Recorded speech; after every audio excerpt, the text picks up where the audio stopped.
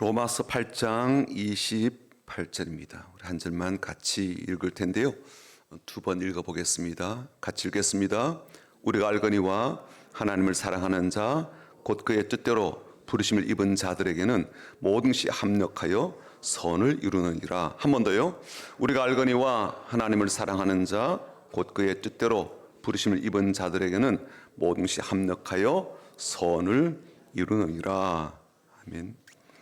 올해도 연말이 코앞에 다가왔습니다. 내일이면 이제 마지막 달이 시작이 되게 되는데요. 돌아보니까 좀 아쉽고 또 실망이 되기도 하고 후회가 되는 그러한 시간도 떠오르게 됩니다. 좀 더 애썼어야 되었나? 좀 더 노력했어야 되었나? 혹은 좀 더 힘썼어야 되었나? 뭐 그런 생각이 많이 들기도 하는데요. 그래도 우리에게는 아직도 한 달이라는 시간이 있습니다. 신에게는 31일의 시간이 있습니다라는 그런 멘트가 좀 생각이 나는데요. 결코 짧지 않은 시간이기에 이 시간 동안이라도 우리가 한 번 더 역전의 어떤 그런 기회를 발판을 마련해 볼 수 있겠다라는 생각이 듭니다. 그렇게 한 달의 시간을 잘 보낼 수 있도록 우리 앞뒤 좌우로 보시면서 인사하고 축복하고 응원하겠습니다. 주님의 이름으로 축복합니다라고 인사하겠습니다. 주님의 이름으로 축복합니다. 주님의 이름으로 축복합니다. 주님의 이름으로 축복합니다. 한 번 인사하겠습니다. 주님의 마음으로 사랑합니다. 주님 마음으로 사랑합니다. 주님 마음으로 사랑합니다. 한 주간도 또 새롭게 시작되는 마지막 달 12월도 힘차게 사랑이 넘치는 그러한 달로 잘 살아가시길 축복합니다. 원래 수험생들은 이번 주 금요일에 이제 수능시험 성적표를 받게 됩니다. 물론 수시든 정시든 지원한 수험생들은 또 다른 시험을 치러야 되죠. 실기시험도 남아있고 논술도 있고요. 또 면접도 봐야 됩니다. 학생들에게만 이 시험이 어려운 것이 아니라 취업을 하려는 분들에게도 면접이라는 것이 굉장히 까다로운 그런 과정으로 남아있죠. 때로는 서류상의 평가보다는 면접의 과정에서 당락이 결정되는 그러한 일도 있기 때문에 면접에 상당한 공을 들이고 시간을 담아 준비를 하게 됩니다. 면접을 볼 때 합격의 확률을 확 끌어올리는 비법이 있는데 한번 좀 들어보실까요? 네, 한번 좀 말씀드려 볼게요. 매우 흥미로운 이야기인데 그 비법이 상당히 좀 설득력이 있습니다. 이 면접 방법은 이제 마지막 한 방이 중요하다라는 것을 가르쳐 주는데요. 물론 지원자는 실무적인 그 부분에 있어서는 잘 준비를 해야 될 거예요. 이게 기본이니까요. 직장에 대한 혹은 그 직업에 대한 실무적인 내용을 잘 준비를 해 가야 되겠죠. 만약 그게 준비가 안 되어 있다면 이 사람은 취업하는 것도 참 어렵겠고 또 취업하더라도 생존하기가 쉽지 않을 겁니다. 그런 기본적인 준비가 끝났다면 이제 마지막 한 방을 준비하는 거예요. 면접관의 마음을 얻고 이 친구 특별한 면이 있네 라고 할 만한 그런 포인트가 지원자에게 있어야 되는데 그게 뭔지를 좀 말씀드려 보겠습니다. 보통 면접이 마무리될 즈음에 면접관이 마지막으로 할 이야기가 있나 지원자에게 묻는 경우들이 있죠. 혹 그렇게 묻지 않더라도 지원자 본인이 나서서 내가 마지막으로 할 말이 있습니다라고 하면서 이 면접관의 주의와 관심을 끌면 좋습니다. 면접관이 지원자에게 무슨 말을 하고 싶은지 말해보라고 할 그때 지원자가 면접관에게 이렇게 질문하는 겁니다. 이 질문 내용을 한번 잘 들어보십시오. 이 면접이 잘 끝나고 나서 이 회사에서 저를 뽑아주셨다고 가정해서 질문을 드려봅니다. 자, 이 직장에 출근을 하고 나서 딱 1년 뒤에 제가 어떤 일을 해내게 될 때 사람 참 잘 뽑았다고 생각을 하실까요? 라는 그런 질문이에요. 1년 뒤에 저를 뽑았다고 생각하고 1년 뒤에 저를 평가할 때 제가 어떤 일을 해내게 되었을 때 사람 참 잘 뽑았구나, 내가 실패하지 않았구나 라는 생각이 들까요? 라는 질문입니다. 이 질문에는 이제 두 가지 중요한 의도가 담겨져 있는데요. 한 가지는 면접관으로 하여금 자신 한번 생각을 해보게 하는 거죠. 나에게 무엇을 말해줘야 될지를 상상해보게 한다는 그러한 점이 굉장히 중요한 포인트가 됩니다. 벌써 면접관이 이 지원자에게 들려줄 내용을 생각하거나 정리하고 있는 그런 상상이 들지 않아요? 그런 질문을 했는데도 불구하고 면접관이 대답을 해주지 않는다면 현장 공개는 굉장히 이상하게 흘러가게 될 겁니다. 다만 그 질문은 면접관이 도리어 면접을 보는 것 같은 상황이 되는데 이것이 지원자의 특별함을 돋보이게 하는 그러한 부분이 된다는 거죠. 다른 한 가지는 면접관이 만약 진지하게 지원자의 질문에 대답을 해준다면 지원자는 자신이 이 회사에서 그 역할에 뛰어난 사람이 되고 성과를 남기는 사람이 되기 위해서 무엇에 집중해야 되는지를 알 수 있는 그런 대목이 되는 거예요. 사실 지원자는 면접을 잘 보아서 이 회사에 입사하는 것이 목표이긴 하지만 좀 더 멀리 내다보고 생각을 해본다면 이 회사에서 내가 어떻게 하면 이 직무에서 성과를 내고 또 잘해낼 수 있을까를 아는 것도 그만큼 중요하다는 생각이 들죠. 그런 성과나 좋은 결과물이 없으면 직장에서 오래도록 일하기가 어려울 거예요. 그래서 마지막에 이 지원자가 면접관에게 던지는 이 질문이 이런 중요한 정보를 듣고 알 수 있다라고 그렇게 생각하며 던진 질문이라는 것을 우리가 이해할 수가 있습니다. 게다가 저는 그런 질문이야말로 지원자의 패기 있는 젊음을 잘 보여줄 수 있는 그런 대목이어서 참 좋은 자세라고 여겨지기도 하거든요. 제가 갑자기 왜 이런 얘기를 들고 나와서 여러분께 나누게 될까요? 면접관의 생각과 지원자의 준비가 서로 잘 안 맞을 수도 있고요. 또 지원자의 예상과 면접관의 기대가 전혀 다를 수가 있듯이 우리의 생각이나 우리의 믿음 또 하나님께서 우리에게 주신 말씀의 내용이 전혀 다를 수가 있는 경우들이 있기 때문에 그렇습니다. 사실 우리가 신앙생활을 할 때 제일 중요한 것이 믿음이라고 이야기합니다. 구원에도 믿음이 필요하고 삶에도 믿음이 필요하고 예배와 사역에서도 믿음이 필요하고 사나 죽으나 모든 순간에 필요한 것이 바로 믿음 아니겠습니까? 하지만 그 믿음을 가지려고 하고 온전하고 바른 믿음을 가지려고 하면 반드시 하나님 말씀, 기록된 성경 말씀으로 되돌아와야 합니다.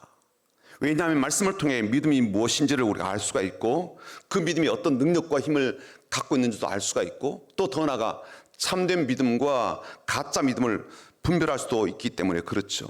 그리고 성경 말씀을 통해 우리가 믿음을 배우려고 할 때도 그리고 배운 믿음으로 살아가려고 할 때에도 우리가 꼭 주의하고 조심해야 되는 것 중에 하나가 뭐냐면 그 말씀을 제대로 우리가 해석하고 온전히 해석하고 그렇게 해석한 말씀을 우리의 삶에 잘 적용하는 겁니다. 면접관을 통해서 그 회사에서 직원들에게 무엇을 기대하고 무엇에 초점이 맞춰져 있고 강조를 두고 있는지 지원자에게 무엇을 요구하는지를 잘 알아서 반응할 수가 있다면 그 사람은 회사에서 승승장구하는 사람이 될 겁니다. 마찬가지로 우리도 성경 말씀이 믿음이든 예배이든 봉사이든 사역이든 전해주는 말씀을 듣고 바르게 해석하여 그 말씀을 실제로 내 삶에 적용하여 살아가는 것이 신앙생활에서 놀라운 결실과 위대한 결과를 만날 수가 있고 얻을 수가 있을 것입니다. 오늘 우리가 읽은 이 본문 말씀은요, 잘 알고 있기도 하고 더불어서 여러 차례 설교로 전한 말씀이기도 합니다. 누구나 다 좋아하는 그런 말씀이긴 하지만 반면에 상당한 오해를 불러일으키고 잘못 적용되는 경우도 적지 않게 우리 가운데 있는 그런 말씀이기도 해요. 이 말씀을 좋아하는 이유는 뭐예요? 하나님께서 우리의 모든 삶에 선하고 아름답게 하시며 또 우리에게 유익한 것으로 되돌려 주신다라는 그런 것 때문에 우리가 참 좋아합니다. 특히 본문에서 말하는 이 모든 것 안에는 심지어 우리가 실수하는 것, 우리가 실패하는 것, 안 좋은 모든 일들까지 하나님께서 바꾸셔서 선한 것으로 되게 하신다라고 그렇게 우리가 여겨지니까 이 말씀이 얼마나 안심이 되고 얼마나 위로가 되고 얼마나 용기가 가득해지는지 몰라요. 하지만 그러면 그럴수록 이 말씀으로 인하여 시험이 들거나 마음이 어려워지거나 혹은 신앙적인 혼란과 오해가 생기기도 하거든요. 왜냐하면 그렇게 하나님께서 말씀하신 대로 모든 것이 합력하여 선을 이루고 내 인생 가운데 유익함으로 돌아야 되는데 그렇지 않는 경우들이 종종 우리 가운데 생겨나기 때문입니다.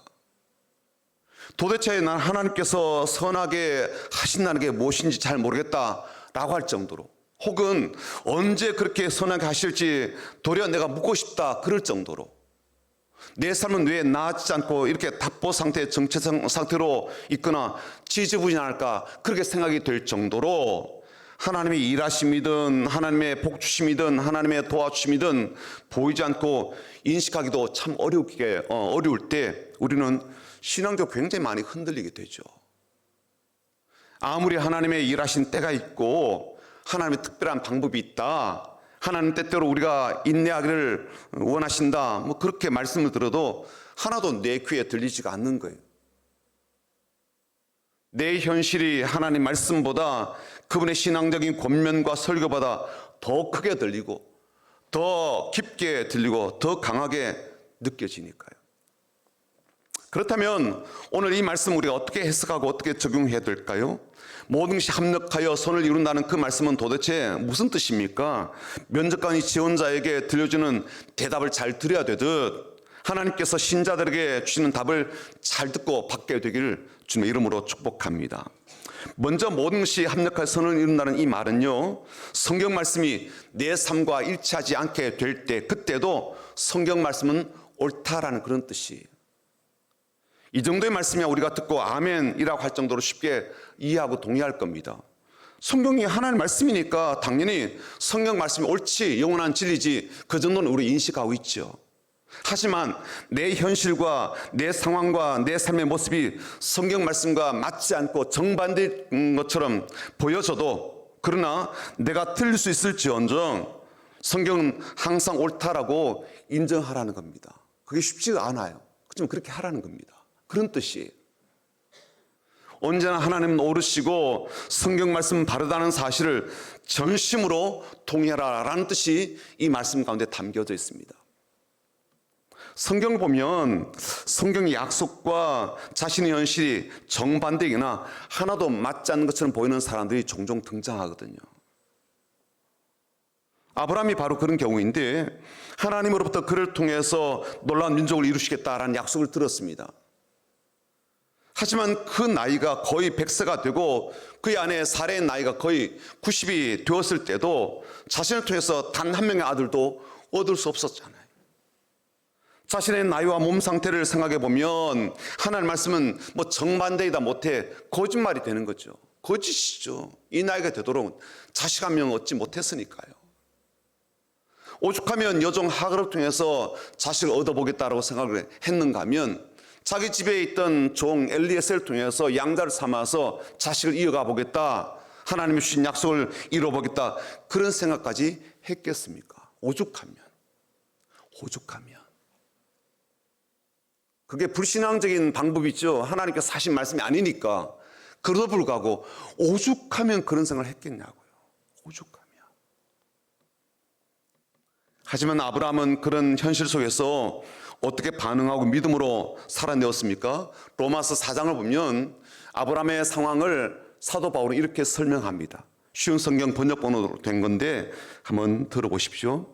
아브라함은 100살이나 되어 거의 죽은 사람이나 다름없게 되었고, 살아도 나이가 많아 아기를 낳을 수 없다는 것을 알았지만 하나님을 믿는 믿음이 약해지지 않았습니다. 그는 하나님의 약속에 대해 불신하거나 의심하지 않고 오히려 그 약속을 굳게 믿어 하나님께 영광을 돌렸습니다. 아브라함은 하나님께서 친히 약속하신 것을 이루실 능력이 있다는 것을 확신했습니다. 이것이 바로 하나님께서 그 믿음을 그의 의로 여기시다라고 말씀하신 이유입니다. 하나님의 약속에 대해서 불신하지 않고 의심하지 않았으며 반드시 그 말씀대로 이루실 능력이 하나님께 있다라고 확신했다는 거예요. 히브리서 11장을 봐도요, 많은 믿음의 사람들이 등장하게 되는데 그런 사람들이 어떻게 하나님께서 도우셨고 위대하게 하셨는지를 잘 기록해 두었습니다. 하지만 동일한 히브리서 11장에는 다른 이들에게는 하나님께서 어떻게 하셨는지도 밝혀두고 있는데, 그 사람들이 어떤 사람들인가 하면 믿음으로 살려고 무던히도 애를 썼던 사람들이, 심지어 그렇게 사는 동안 구차하게 목숨을 구걸하지 않았고 더 좋은 부활을 사모하며 내게 주어진 고난과 박해도 기꺼이 감당하겠다라고 했던 그런 사람들이거든요. 그렇다면 하나님께서 그들을 어떻게 주셔야 되겠습니까? 말 그대로 모든 것이 합력하여 선을 이루는 그러한 일을 그들에게 베풀어 주셔야 되지 않았겠습니까? 그런데 그들에게 주어진 현실은 이랬거든요. 세번역 성경을 갖고 왔는데 한번 보시죠. 히브리서 11장 36절부터 39절까지입니다. 그들의 이런 삶이 벌어졌어요. 또 어떤 이들은 조롱을 받기도 하고 채찍으로 맞기도 하고 심지어는 결박을 당하기도 하고 감옥에 갇히기까지 하면서 시련을 겪었습니다. 또 그들은 돌로 맞기도 하고 톱질을 당하기도 하고 칼에 맞아 죽기도 하였습니다. 그들은 궁핍을 당하며 고난을 겪으며 학대를 받으면서 양과 염소의 가죽을 입고 떠돌았습니다. 세상 이런 사람들을 받아들일 만한 곳이 못 되었습니다. 그래서 그들은 광야와 산과 동굴과 땅굴을 헤매며 다녔습니다. 이 사람들은 모두 믿음으로 말미암아 훌륭한 사람이라는 평판은 받았지만 약속된 것을 받지는 못하였습니다. 하나님께서 분명히 약속하셨지만 그 약속이 그들의 삶에는 현실이 되는 것을 보지 못했다는 거예요. 그렇게 살았는데, 그렇게 했으면 살았는데, 그렇게 힘 쏟아가며 살았는데 전혀 자신의 삶에서는 거두지 못했대요. 그럴지라도 오히려 그들은 여전히 하나님의 오르심을 믿고 하나님의 신실하심을 고백하고 하나님 여전히 은혜로우신 분이심을 확신한다는 거예요. 사랑하는 여러분, 저 여러분의 현실이 하나님이 약속하신 것과 하나님이 말씀하신 것과 동떨어져 있어도 여전히 하나님은 오르심을 믿습니까? 하나님은 선하시고 은혜로우신 분이심을 확신하고 고백하는 삶이 되기를 주님의 이름으로 축복합니다. 사람의 말에 그렇게 막 흔들리지 마세요. 그 말이 뭐 우리 배 따고 들어와요. 그 삶이 여러분들의 삶을 얼마나 흔들어 놓을 수 있겠습니까? 두 번째, 모든 것이 합력하여 선을 이룬다는 말은 우리가 좁게 보지 말고 넓게 길게 보라는 그러한 뜻이 담겨져 있습니다. 다들 인생의 큰 그림을 그리라라고 하고 그림을 보라고 이야기를 합니다. 이왕이면 크게, 이왕이면 멀리, 이왕이면 넓게 보기를 권면하죠. 특히나 우리가 다음 세대 자녀들에게 권면할 때 자주 이런 말을 하게 됩니다. 인생의 그림은 크게 그리는 거야. 하지만 그것은 우리의 소원일 뿐 실제로는 눈앞의 일과 사건과 말에 묶이고 매여서 넓게 보지 못하죠.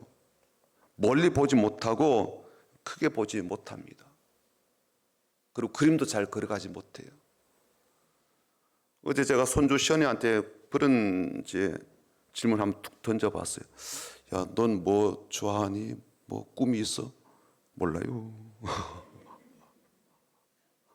잘 모르겠대요.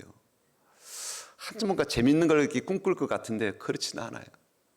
숙제에 치여서 그런 건지 뭐. 저는 그런 모습이 어쩌면 우리의 본질 때문에 나타나는 자연스러운 현상이라고 생각합니다. 멀리는 고사하고 한 달은커녕 하루 뒤의 일도 우리는 보지 못하고 알지 못합니다. 어느 누구도 5분 앞을 내다보지 못하고요. 단 5초 앞도 내다보지 못합니다. 우리의 시야가 근시안적이어서 그런 게 아니라 우리의 존재 자체가 그런 제한된 상태 속에 있기 때문이죠. 여러분, 5초가 시간 같지 않게 생각되어도 생각보다 굉장히 긴 시간입니다. 1초, 2초, 3초, 4초, 5초. 요 시간이면요, 넘어지는 것 안 넘어질 수 있어요. 그렇죠? 안 미끄러질 수 있고요. 미끄러지고 넘어지고 자빠지는 그러한 경우를 좀 미연에 방지할 수 있겠더라고요. 순식간에 넘어지지 않아요. 순식간에 다치고요. 그 시간이 5초가 안 된다고요. 그런 연약함이 있기에 우리 눈앞에 벌어진 사건이나 사고에 너무 큰 의미를 두어서 앞으로 내 삶이 일어나거나 주어질 더 큰 복과 선물을 보지 못하고 낙심하게 되고 나이가 들어서 자꾸만 이런가 보다 싶고 나는 뭔가 가지 못해서 이런가 보다 싶고 그런 마음을 갖게 되더라고요. 점점 자신이 없어지는 거예요.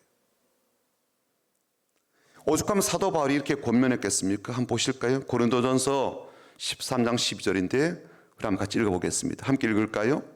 우리가 지금은 거울로 보는 것 같이 희미하나 그때는 얼굴과 얼굴을 대하여 볼 것이요 지금은 내가 부분적으로 아나 그때는 주께서 나를 아신 것 같이 내가 온전히 알리라. 지금 여기에서는 희미해요.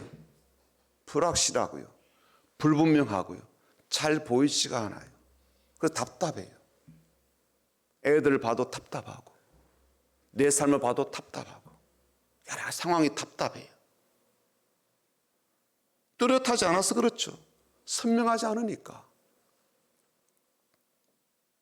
그렇다 할지라도 내 인생은 답답한 인생이라고 그렇게 단언하지는 말자는 거예요. 잘 보이지 않아요. 그래도 인생 자체를 답답한 인생이라고 그렇게 스스로 낙인 찍지는 말자고요. 지금의 현실이 좀 복잡해요. 머리가 아프고 힘들다라고 해서 내 미래가 그렇게 종결이 되고 그렇게 정리가 될 것이라고 스스로 단언하지는 말자고요. 내가 못 봐서 그런 거잖아요. 내가 못 보잖아요 지금. 근데 다 보지 못하니까.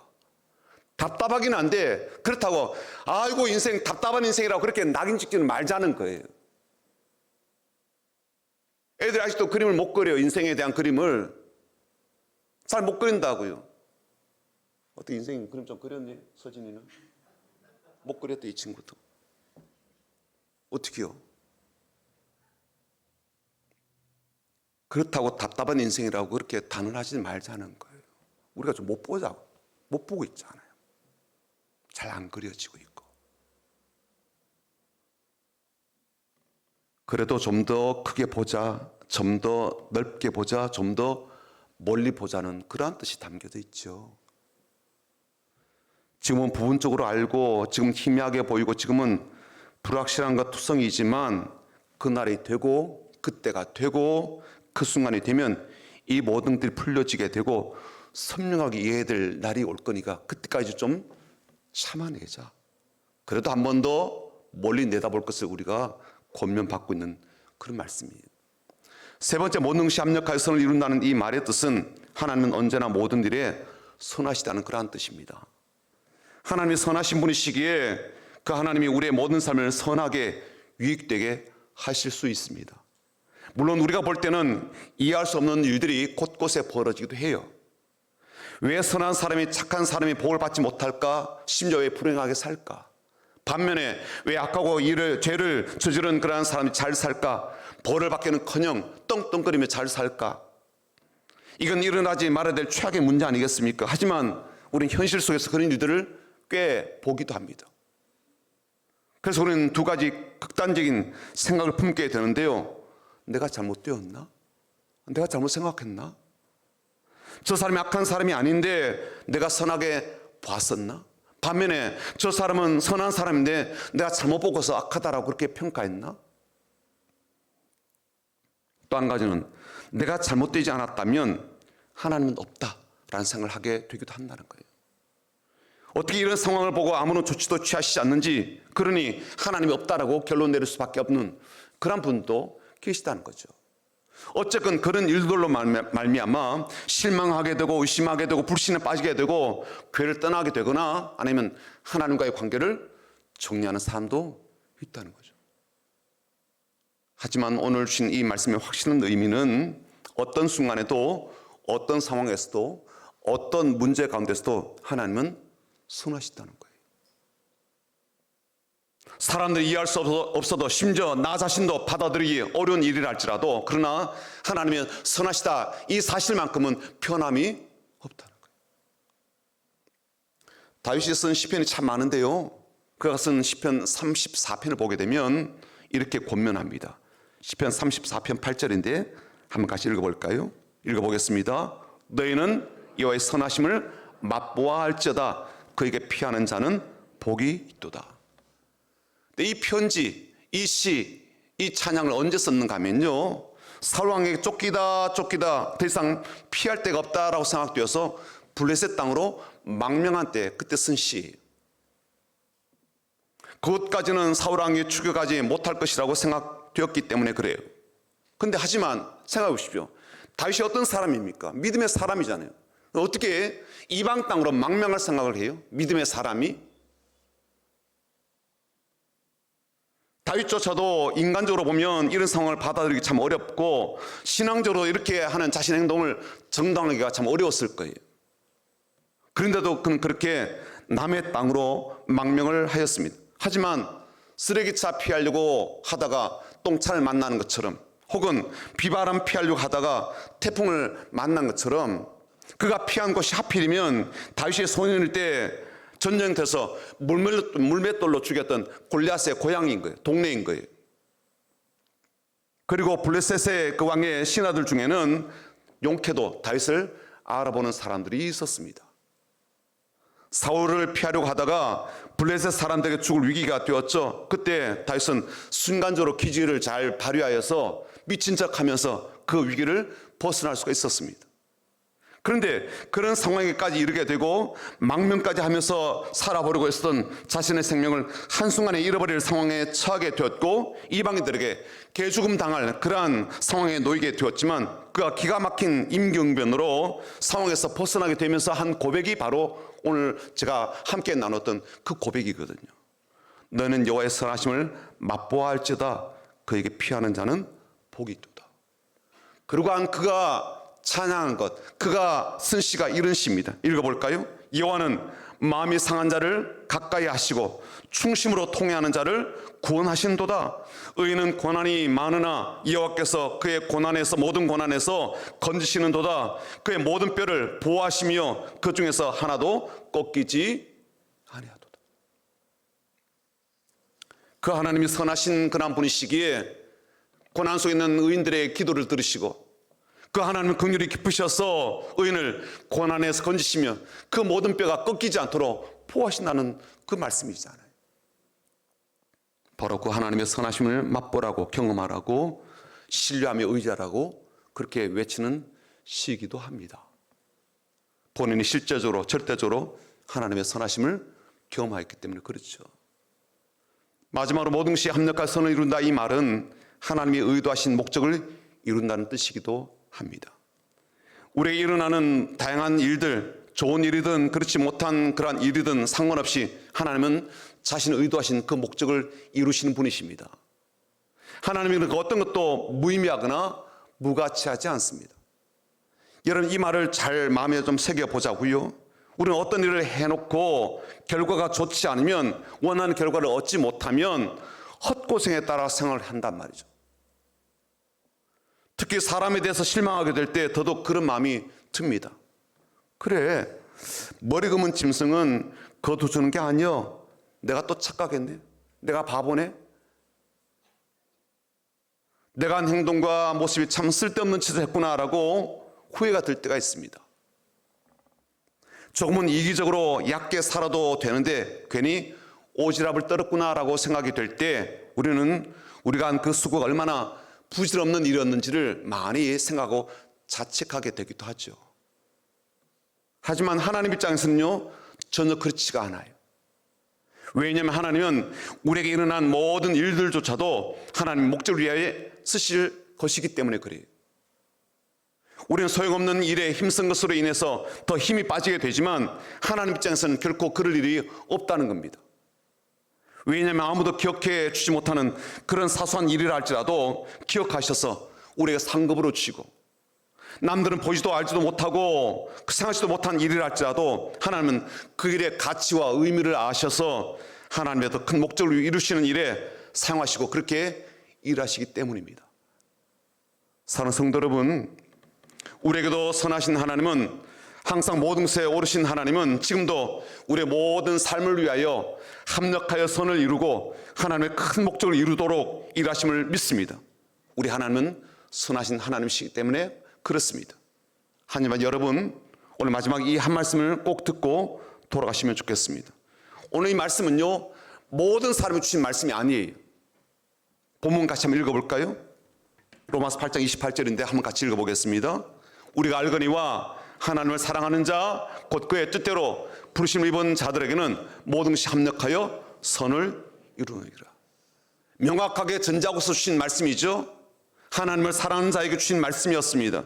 하나님의 뜻대로 부르시고 선택하신 그러한 자들을 주신 말씀이었어요. 이 사람 어떤 사람들인지 아세요? 로마서 8장 14절과 17절까지 보시면 이들이 어떤 사람인지를 우리가 들려줍니다. 보시죠. 무릇 하나님의 영으로 인도함을 받은 사람은 곧 하나님의 아들이라. 너희는 다시 무서워하는 종의 영을 받지 아니하고 양자의 영을 받았으므로 우리가 아빠 아버지라고 부르짖느니라. 성령이 친히 우리의 영과 더불어 우리가 하나님의 자녀인 것을 증언하시나니 자녀면 또한 상속자 곧 하나님의 상속자요 그리스도와 함께한 상속자니 우리가 그와 함께 영광을 받기 위하여 고난도 함께 받아야 할 것이니라. 모든 것이 합력하여 선을 이루는 근혜와 복과 영광을 누리기 위해서는 우리가 주님과 함께 고난도 기꺼이 받아야 된다라고 이야기를 하고 있단 말이죠. 고난으로 부름을 받은 사람이라는 것을 알고 내게 앞으로 주어질 그 놀라운 영광은 지금 받고 있는 고난과 비교할 수 없다라는 그러한 정도이기에 난 오늘도 주님을 사랑하고 주님을 위해서 기꺼이 고난도 받겠다라는 그러한 마음을 가진 사람에게 이렇게 하나님께서 모든 것이 합력하여 선을 이루도록 역사하신다는 그런 말씀이시잖아요. 사랑 여러분, 하나님 사랑하십니까? 정말 사랑하십니까? 양심적으로 정말 그렇게 사랑하셔요? 주님과 함께 모든 것을 상속받을 그 기대 때문에 사랑하는 것이 아니라 오히려 내가 하나님을 참 사랑하기에 우리 주님과 함께 기꺼이 고난도 감당해낼 수 있다라는 그러한 마음으로 살아내는 그런 귀한 백성과 귀한 성도요, 그런 귀한 주님의 제자들이 다 되시기를 주님의 이름으로 축복합니다. 아멘. 내가 허락하신 시련을 통해 우리 찬양과 함께 기도하겠습니다.